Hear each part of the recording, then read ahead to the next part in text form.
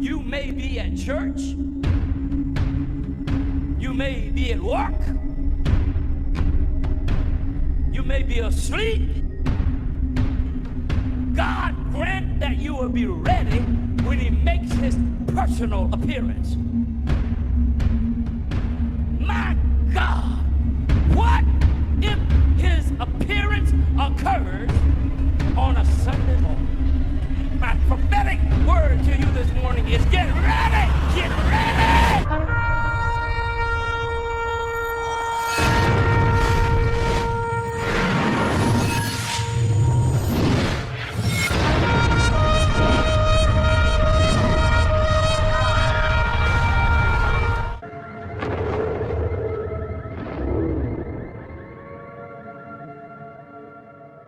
Hello everyone, welcome back to the channel. Share, subscribe, like this video, make sure you put your prayer request in the bottom. Israel has pretty much come out tonight and told us pretty much what we was looking at when it comes to this war with Iran. No matter if they're doing the talks now with Trump or not, from what Israel is saying tonight. Now, it says amid tensions with Iran, IDF Home Front Command held another major exercise Sunday involving all hospitals to test readiness for a major war.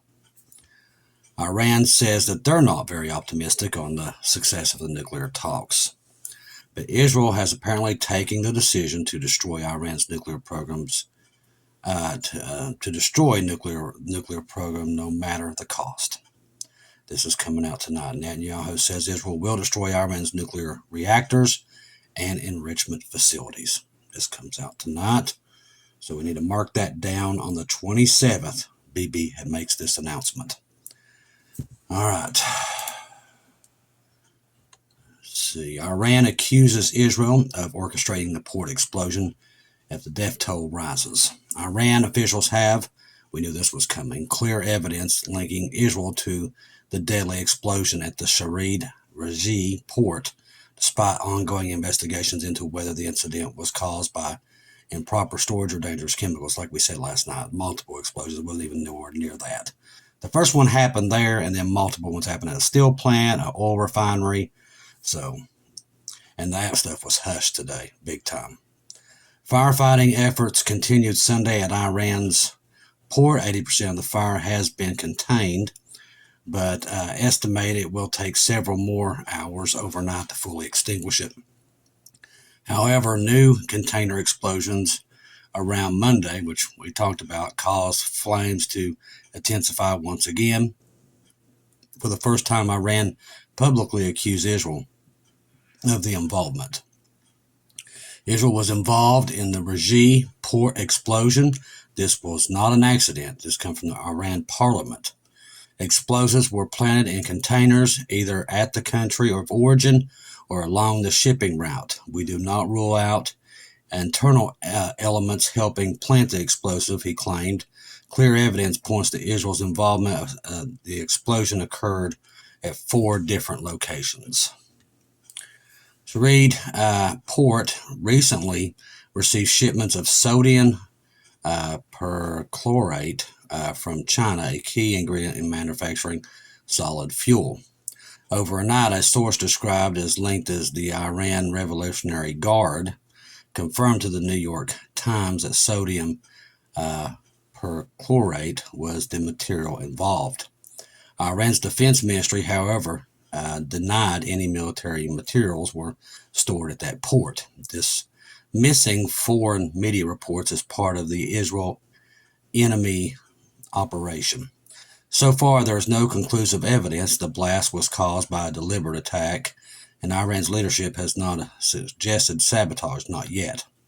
Iran is currently engaged in negotiations with the United States with everything that's going on, which is exactly why Israel's Mossad has a huge role in this. That's what they're saying. Still, negligence or technical failure remains a strong possibility. The death toll in the explosion at the port of Iran has now risen to 40. Look at the size of the crater caused by the explosion and the small size of people walking around that left a 24 seconds into the video. More than 10,000 containers were damaged, destroyed, and the financial damage is estimated up towards about $2 billion. All right. Russia to fund construction of new nuclear plant in Iran, just after Israel said there ain't going to be none left. So you can see how this is working itself out. More and more Gog and Magog alliances are forming and getting stronger every single day. We've been talking about this. Russia will fund the construction of a new nuclear power plant in Iran. Iran's oil minister said in the closing ceremony, but like I just said, Bibi just said they're going to eliminate every one of them there, so I don't think that's going to happen. The two countries will continue the construction of 2 nuclear energy facilities and completing phase 2 and 3 into power plants expansion. Continuing with the Gog and Magog scenario players, Turkish military cargo planes located in Pakistan today. That's correct. So everybody's picking sides. The U.S. and Israel have been dropping weapons off to Mobi there in India, and now Turkey jumps in there, starts sending weapons over into Pakistan. Reports say Pakistan or Turkey is transporting war equipment to Pakistan. Wouldn't surprise me as the U.S. has sent 25 plus C-17s to India with weapons over the last few weeks. Get that now. Now, why would they be sending them weeks before this ever happened? Think about that real hard. I want to read that again. They have sent 25 plus C-17s to India with weapons over the past few weeks. As I said, this is all by design. This war was all designed. In the past 48 hours, Turkey has sent heavy weapons to Pakistan, Sudan. Listen to this. This is showing you the outline of what they're doing. Pakistan, Sudan, Somalia, Syria to support these governments in confronting various threats. It is clear that Turkey has been preparing for these days for a long time, and the reason for the delay in removing Assad of Syria was the planned calculations for what would come today. Did Turkey assume that America would incite India against Pakistan, so it prepared for that? No, they all are part of it. Are the Turkish and Syrian armies prepared and armed, commemorate with risk, or will Turkey need more time? Thing is, we don't have no more time. They're moving now, and that's why we're seeing all these things happen. That's why the weather and everything else that's crazy going on around the world right now as we speak.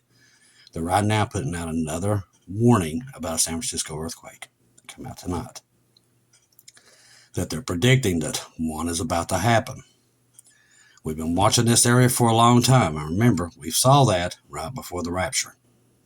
All these things taking place. And now, once again, I'll remind you, these storms are going to start breaking out tomorrow. And it looks like we're going to see a horrible outbreak of tornadoes here in America again. It could be another record-setting day with tornadoes. And some of these are saying to be F4s and F5s. So if you don't have Ryan Hall, y'all, you want to get him now and make sure you have a weather radio. And things are very important at this time, especially if you're in Tornado Alley.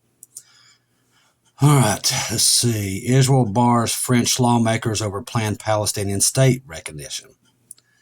Now, what's coming in June? Oh, yeah, the Palestinian peace treaty with Israel at the United Nations. Tensions between Israel and France escalate after visas for 27 French MPs are revoked. Jerusalem warns of diplomatic clash in June. Israel's refusal to allow entry of the French delegation continues to reverberate. Officials in Jerusalem emphasized that the move was a necessary measure to set a clear boundary amid political relations between the two countries. They're not getting along, them and France. The delegation, comprising of 27 members of the French Parliament, many from the left-wing parties, was expected to meet with senior Palestinian Authority officials and even visit security prisoners. These are not innocent tourists, officials explained. This is a delegation with a clear political agenda against Israel, and they're correct. They are. In France, the move was met with public outrage. Delegation members condemned the decision as a serious blow to diplomatic ties. I'm sure they did. Some even called the President Emmanuel Macron to personally interview and pressure Israel to reverse this decision. Diplomatic sources in Jerusalem warn that they may only be the beginning of a larger crisis. President Macron recently announced his intention to explore recognizing a Palestinian state, which they all will, including this country. International conference in New York scheduled for June. And it's not coincidence that thing's going to happen here in this country. The Prime Minister's of office has already issued a stark warning that this would be a reward for terrorism and not for peace. Political analysts predict a broader confrontation between Israel and France any day now. All right. If you're on Telegram, make sure you have Bubba News. You have Keegan Fernandez. You have Marty's 2-minute warning. Our good friend Watchwoman Lisa from across the pond there in Britain. And Watchwoman Natalie. Right now, if I could give you any kind of advice, really keep your eyes to the news starting now and into the second, all the way into May, going into these few weeks into May. Pay attention to little things. What I want you to be looking for is what we're talking about right now. The future things are coming up in June, the San Francisco earthquakes, the West Coast, keep an eye on it. Trains. I think the Lord was definitely warning me about trains. Don't know why. We'll see. I think a little bit of it is what we was listening to Pakistan with that train guy, the train minister. I've never even heard of a train minister talking about using nukes against India. Could have been it, but we'll keep our eyes on that. But right now is the most important time, I do believe, to keep your eyes open. I'll tell you this much. Tomorrow, I'm going to be hit out real quick and start getting these Bibles out, even to the jails and everywhere. I think we're limited here. Very limited time. With what I'm seeing with India and Pakistan, and that one's going to erupt at any time. We get word tonight that North Korea is now out in the open, sending troops to Russia to fight Ukraine. These things are starting to pile up, and it gets worse and worse by the day. I think Israel could go in at any moment now. And I do believe they're probably responsible for the port bombings and that steel plant and everything else, but they've kept that on the down low because of the world's economies. And I'm going to tell you why. Trump has done everything he can the last couple of days to try to get everybody's attention off of that economy. He really has. He's like, just making stuff up. It's not even real, to just get people off of it because it's literally teeter-totting on collapse. That's how close it is. The housing market and retail, all that stuff is collapsing, and it's collapsing quickly. People are now financing their groceries again. Store shelves are starting to empty. These things, people, they want you to not pay attention to that. So they're trying to keep you preoccupied with everything else that they're doing right now. But that just shows you how vulnerable we are at this very moment in time. That's why I said just one little spark right here. That's going to do it. North Korea confirms sending troops to Russia under Mutual Defense Treaty. This is the same treaty they just signed with Iran, by the way. Just throwing it out there. North Korea Kim Jong-un personally ordered the country's military to fight alongside Russian forces to annihilate Ukraine Nazi occupiers and liberate the cursed region, the North Korea Central News Agency is reporting on Monday. In a report to Russian President Vladimir Putin last week, Chief of General Staff Valery praised the contribution made by the North Korean servicemen to help and liberate the cursed region from Ukraine forces. North Korea officially confirmed the deployment on Monday. Remember, they lied at first, saying, "Oh, we didn't see nobody. We didn't send nobody." Now they're admitting to it. Just shows you these people can't tell the truth. The operations for liberating the cursed area is to repel the adventurous invasion of the Russian Federation by the Ukraine authorities were victorious, concluded KCNA reported. North Korean troops were deployed on Russian soil under the Comprehensive Strategic Partnership Agreement between Moscow and North Korea, which came into force last December. The treaty provides the mutual military assistance in the event of an attack. It's basically NATO. We talked about this then. It's them, North Korea, China, Russia. That's your head players. They started their own NATO. And that's what this is. Another part of how close we are to this thing exploding. Pledging immediate support by all means available under Article 51. See, ours is, what is it, Article 5, and theirs is Article 51. So you can see Satan's little blueprint. He's putting them together. Ukraine launched its incursion into Kursk region last August, deploying some of its best equipment and Western-supplied weapons, initially gaining some ground and capturing numerous settlements before their advance was checked by Russian forces. The Central Military Commission said that the involving military situation triggered Article 4 of the Treaty of Comprehensive Strategic Partnership. So theirs is Article 4, ours is Article 5. Based on analysis, Kim Jong personally decided to deploy North Korean troops to Russia and notified the Kremlin. North Korea emphasized that its military activities in Russia were fully consistent with the UN Charter, the international law, portraying the development as a model of faithful implementation of mutual defense treaty with Moscow. It's just funny hearing North Korea saying they're going by the UN Charter. That's hilarious. Kiev and Western backers had long alleged that North Korean troops were involved prior to Saturday, but Moscow and North Korea neither confirmed nor denied the rumors. Oh, they denied them. They said they wasn't there. While the Russian president had previously said it was up to the two nations to determine how to fulfill their obligations under the partnership pact. Gets more interesting by the day. All right, Philippines and U.S. test air defenses as China seizes a reef. Yeah, I did say that correctly. Missiles fired off the coast of northern Philippines Sunday as U.S. and the Philippines forces conducted their first integrated defense drills hours after China said it had seized control over the reef claimed by Manila. So we're starting to see island jumping, just like in World War II. The Philippines and China have engaged in months of confrontations over the South China Sea, which Beijing claims nearly as entirely despite of international ruling. They're claiming everything belongs to them. As many as 17,000 personnel are participating in this annual exercise, which this year will simulate a full-scale battle scenario as the treaty allies seek to deter China's ambitions in the disputed waterway. I'm telling you, it's World War II all over again.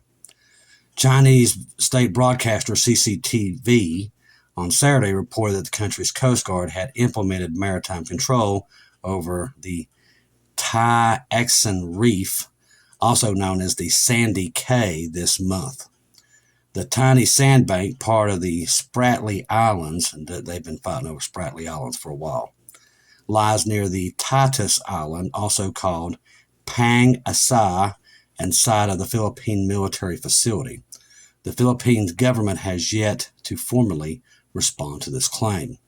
In coastal Zambales province, hours north of the capital of Manila, AFP journalists watched Sunday as the U.S. Marines' new Mattis short-range air defense system knocked a pair of drones from the sky. The coastal defense exercise saw Mattis work and connect with the Philippines' Spider missile system, defending it from drone attack and targeted simulating incoming cruise missiles. This Mattis system is kind of like the Iron Dome system that U.S. and Israel worked hand in hand with these systems to create them. It's an offshoot of the Iron Dome. The more we work together, the only enhances their collective lethality. This is coming out from the Marines there. So evidently, we're seeing China start to jump islands. And I knew that was going to be a sign. They've been doing this for a while, but they have never started seizing the islands until now. China's not stupid. They see that we're in a trade war. There's many reports coming out that all this trade war stuff is, and China's going to bow and all this stuff. China has not done any of that. China has stood their ground. As I've said, for the last 5 years, they were prepared for this war coming. They've been hoarding up gold, wheat, food, gas, natural gas, all of it. They've been hoarding it up. They've already moved away from the U.S. buying natural gas and everything from everybody else now. They're moving towards war. Now, Trump and them is going to say everything in the world right now to keep our economy from going into the basement. Because as soon as everybody figures out what we know, it will. But most of the people, they don't have a clue what's happening, nor do they even care. Most of them don't even know how it works, this country works. The things that Trump is promising can't be done, but they ain't figured that out yet. We already know it. But once they figure it out on Wall Street, that they're being, basically hoodwinked, it's going to crash. They're right now trying to move everything from the dollar into the digital arena, just like we said they would. That's why you're seeing all this. They're trying to slowly sneak it out without nobody really paying attention and sneaking it over there into the digital currencies, because that's where it's going. And once we leave here very soon, and we will, with everything we're seeing with Pakistan and everything else, China, Israel's now made it very clear they're going in no matter what Trump says. It's all there. And we knew that Trump's already gave them the go ahead. He sent them so many flights of bombs. He already knows it. What he's doing is saving face with our economy. That's all that is. That thing with him and Iran, that has nothing to do with any of this stuff. That's to literally keep our economy afloat until they push that button. That's all it is. Now, when they make that decision to go do what they've planned to do for years, and when it goes into motion, remember the Deagle report, it does not, I'm telling you, it's never been wrong. So they know something's coming because it's planned to happen, and it's going to happen in this year. So something happens big here where half of America's population is gone. Now, God's shown us what causes it. We've seen it. It's a nuclear war between Russia and the United States. Started in Ukraine. I don't know how it happens, but see, that's why I told you, this thing with Trump and Putin, it does not go well. Something somewhere here, it goes completely wrong. Either Putin's playing him, and they sneak attack, and everybody has seen China and Russia sneak attack this country. Many people, confirmation after confirmation after confirmation. It's coming. That's all pre-planned, and it's going to happen somewhere here. We do not see it. Israel's the key. We're watching them. We see what's happening with them. We see that their enemies are all building up their arsenals right now. Right now, as we speak, Israel is watching Egypt.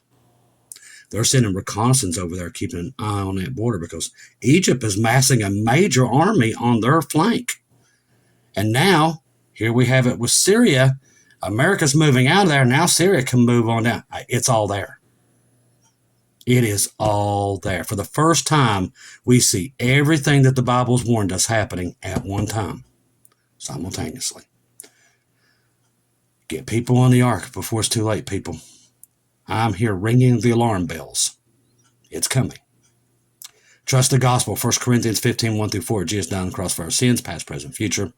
He died, was buried, rose again on the third day, according to the scriptures. Trust in Jesus and Jesus alone. Confirm everything through him.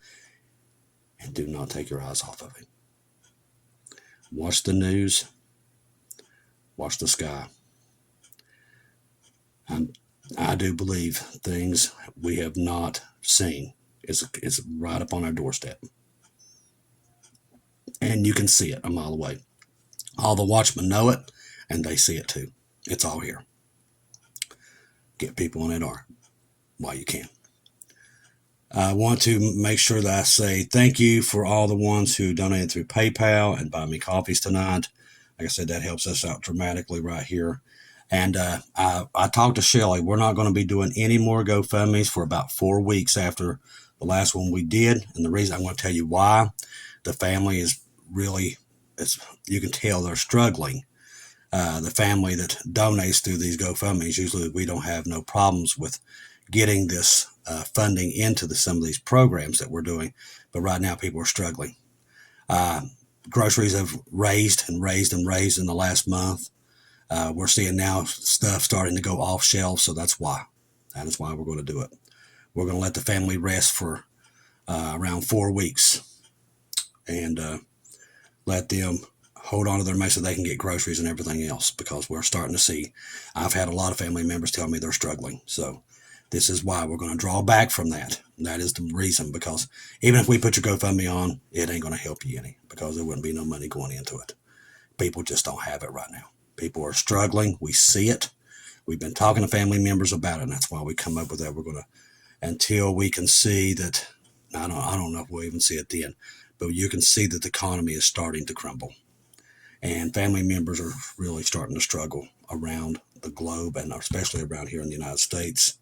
We're starting to see a major movement of people starting to really have hard times. Right now, we got to stick together as a family, and that's why we decided on that, because this family does incredible things with helping people through GoFundMes and everything else that we do. But that's one of the reasons we talked about it tonight, and we're going to do that to give them a break, because even if we're putting it on, you're not going to be getting any money into it, because people are just struggling too hard right now. Things are moving badly in the economy. That's why the housing market's collapsing.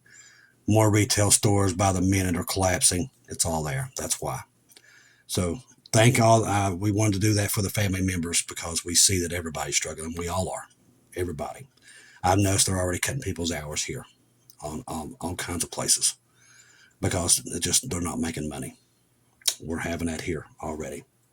So I just want to throw that out there. I love each and every one of you. Thank you for all that you do with us, and keep everybody in your prayers. We're going to need it, I do believe, at least until we're out of here. We're going to definitely have to be able to stick together and pray for each other until we're out of here. I don't think it's long. With the way the world's going right now, we could wake up tomorrow in full-fledged war the way it's going. It's that close. I love each and every one of you. If I don't hear from you again, I'll see you at home.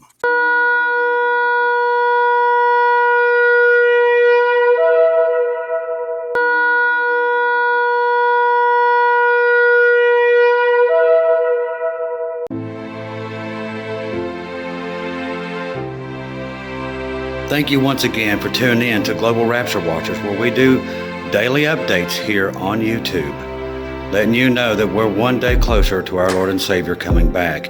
Thank you for all the support for this channel. This channel was created for God's sheep, those that are waiting for their Lord and Savior to come back and get us in these last days.